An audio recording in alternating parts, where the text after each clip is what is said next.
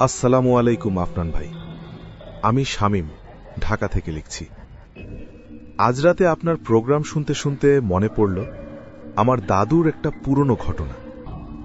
দাদু নিজে বলতেন না বেশি, কিন্তু যখন বলতেন তখন গায়ে কাঁটা দিত। আমি দাদুর মুখের কথা মনে করে লিখে দিচ্ছি। আপনি যদি পড়েন বা শোনান তাহলে অনেকের মনে হবে এটা কি সত্যি হতে পারে। দাদুর নাম ছিল আব্দুল করিম মিয়া, গ্রাম কালীপুর, থানা ভাঙা, জেলা ফরিদপুর। সময় 1972 সাল। যুদ্ধ শেষ হয়েছে মাত্র কয়েক মাস। দেশে শান্তি ফিরেছে, কিন্তু রাতগুলো ছিল অন্ধকার আর ভয়ের। বিদ্যুৎ নেই, লণ্ঠনের আলোয় রাত কাটে। দাদু তখন বয়স 55-56, বাড়িতে একা থাকতেন। বউ ছেলে সবাই আত্মীয়ের কাছে। সময় 1972 সাল, অগাস্ট সেপ্টেম্বর মাস। যুদ্ধ শেষ হয়েছে মাত্র 8-9 মাস। ফরিদপুরের ভাঙা থানার কাছে কালীপুর গ্রাম। গ্রামটা ছোট, চারপাশে ধান ক্ষেত আর খাল। বর্ষার শেষ, কাদা পানি সব জায়গায়, রাস্তা ভাঙা, লোকে পায়ে হেঁটে বাজার যায়।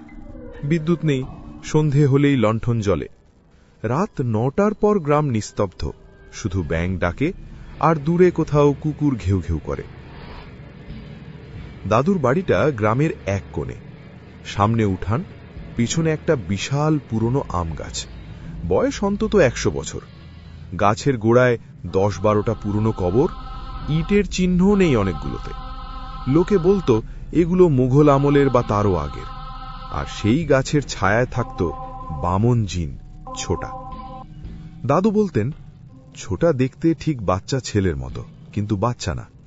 উচ্চতা 3 ফুটের একটু বেশি, শরীর একদম কালো, যেন কয়লা পুড়ে গেছে। চামড়া চকচকে, কিন্তু আলো পড়লে ম্যাট হয়ে যায়। মাথায় চুল নেই, টুপি নেই, কান দুটো ছোট, লম্বা হয়ে ঝুলে আছে। হাত দুটো অস্বাভাবিক লম্বা, হাঁটুর কাছ পর্যন্ত নেমে আসে। আঙুলগুলো বাঁকা, নখ ধারালো কিন্তু কালো। পা দুটো ছোট, কিন্তু পায়ের তলায় যেন কাদা লেগে থাকে সবসময়। টুপটুপ করে হাঁটলে কাদার ছাপ পড়ে। চোখ দুটো সবচেয়ে ভয়ঙ্কর, সাদা, কোনো পিউপিল নেই। রাগ করলে লাল হয়ে জ্বলে ওঠে, যেন দুটো ছোট আগুন। মুখে হাসি নেই, কখনো হাসে না, শুধু ঠোঁট কাঁপে। দাদু একা বাড়িতে। বউ মানে দাদি তখন ঢাকায় ছেলের কাছে। দাদু রাত 10টায় খেয়ে শুয়ে পড়েন, লণ্ঠন জ্বালিয়ে রাখেন বিছানার পাশে। ঘরটা ছোট, মাটির দেওয়াল, টিনের ছাদ, জানালা খোলা, কারণ গরম। রাত প্রায় 1:15। দাদু ঘুমের মধ্যে শোনেন টুপ টুপ টুপ, উঠানের কাদায় কেউ হাঁটছে। শব্দটা খুব হালকা, যেন বাচ্চা ছেলে খেলছে। দাদু প্রথমে ভাবলেন বেড়াল বা কুকুর, কিন্তু শব্দটা থামল না, এগিয়ে আসছে দরজার দিকে। দাদু চোখ খুললেন, লণ্ঠনের আলোয় ঘর হলদে। জানালা দিয়ে দেখলেন চাঁদের আলো পড়েছে উঠানে। আম গাছের নিচে একটা ছোট ছায়া দাঁড়িয়ে। দাদু উঠে বসলেন, হার্টবিট বেড়ে গেল। ছায়াটা একটু এগোলো, এবার স্পষ্ট দেখা গেল ছোট মানুষের আকৃতি, কালো শরীর, লম্বা হাত। সে দাদুর দিকে তাকিয়ে আছে, চোখ দুটো সাদা। দাদু বললেন, কে রে?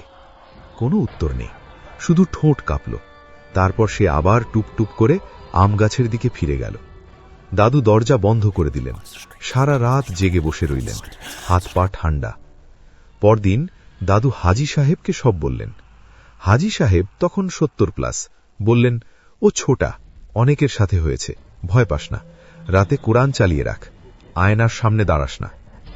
দাদু একটা ছোট রেডিওতে কোরআনের তেলাওয়াত চালিয়ে রাখলেন। সূরা বাকারার শেষ অংশ বাজছে। রাত 2টো, শব্দ আবার। এবার ঘরের ভিতর, বিছানার পায়ের কাছে টুপটুপ।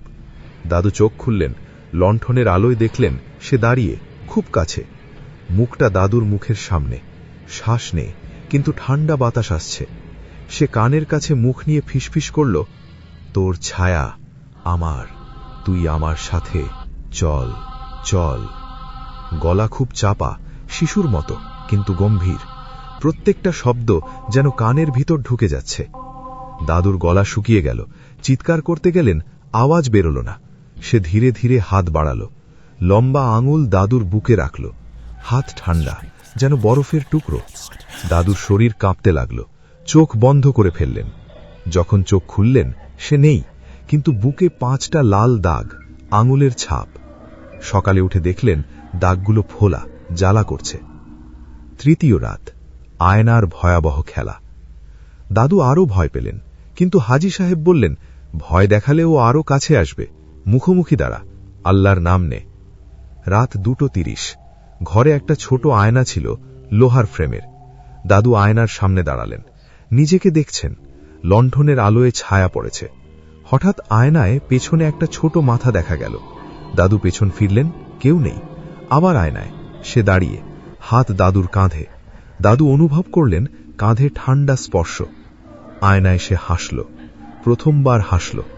ঠোঁট কেটে গেলে যেমন হয় তেমনি, দাঁত কালো, ধারালো, অসমান।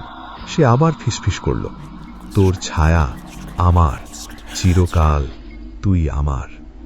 দাদু চিৎকার করে উঠলেন। প্রতিবেশী দৌড়ে এলো, দরজা খুলে দেখল দাদু মেঝেতে পড়ে আছেন। আয়নাটা ভেঙে গেছে। অমাবস্যার রাত, শেষ লড়াই, সবচেয়ে ভয়ঙ্কর রাত। অমাবস্যা, চাঁদ নেই, আকাশ কালো, গ্রামে কোনো আলো নেই। দাদু ঠিক করলেন আর পালাবো না। হাজী সাহেব একটা পুরনো তাবিজ দিলেন, কোরআনের আয়াত লেখা। দাদু বসলেন বিছানায়, কোরআন খুলে পড়তে লাগলেন, আয়াতাল কুরসি বারবার। রাত 3:10। শব্দ শুরু, এবার জোরে, টুপ টুপ টুপ। দরজার কাছে এসে থামল। দরজা ধীরে ধীরে খুলে গেল, নিজে নিজে। ঠান্ডা বাতাস ঢুকল, সে ভিতরে এলো। এবার সরাসরি দাদুর সামনে। চোখ দুটো লাল, আগুনের মতো জ্বলছে, শরীর থেকে কালো ধোঁয়া বেরোচ্ছে। সে বলল, গলা এবার ভারী, ভয় পাস নাই কেন? সবাই ভয় পায়, তুই কেন না? দাদু কাঁপতে কাঁপতে বললেন, আমার রব আছেন, তুই কিচ্ছু না, আল্লাহু আকবার, লা হাওলা ওয়ালা কুওয়াতা ইল্লা বিল্লাহ। তারপর আয়াতাল কুরসি জোরে জোরে পড়তে লাগলেন। সে চিৎকার করে উঠল, যেন গলা ফেটে যাচ্ছে, শরীর কাঁপতে লাগল, হাত পা মুচড়ে যাচ্ছে। তারপর ধোঁয়া হয়ে ছড়িয়ে পড়ল। ধোঁয়াটা জানালা দিয়ে বের হয়ে আম গাছের দিকে গেল। সকালে দাদু গিয়ে দেখলেন আম গাছের গোড়ায় কাদায় ছোট ছোট পায়ের ছাপ, কিন্তু আর কোনোদিন আসেনি। দাগগুলো ধীরে ধীরে সেরে গেল। দাদুর শেষ কথা। দাদু বলতেন, শামীম, এখনো কখনো রাতে মনে হয় কোথাও থেকে টুপটুপ আসছে। তাই তুই যদি কখনো গ্রামে যাস, রাতে একা আম গাছের নিচে যাস না, আয়নায় পেছলে তাকাস, আর শুনিস যদি ছোট পায়ের শব্দ, তখনই আয়াতুল কুরসি পড়তে শুরু করিস। ভয় পাস না, ভয়ই তার খাবার। আফনান ভাই, এই গল্পটা দাদুর, অনেক ডিটেল দিয়ে লিখলাম, লিসেনাররা যেন সাবধান হয়, রাতে একা থাকলে আল্লাহর নাম নেয়।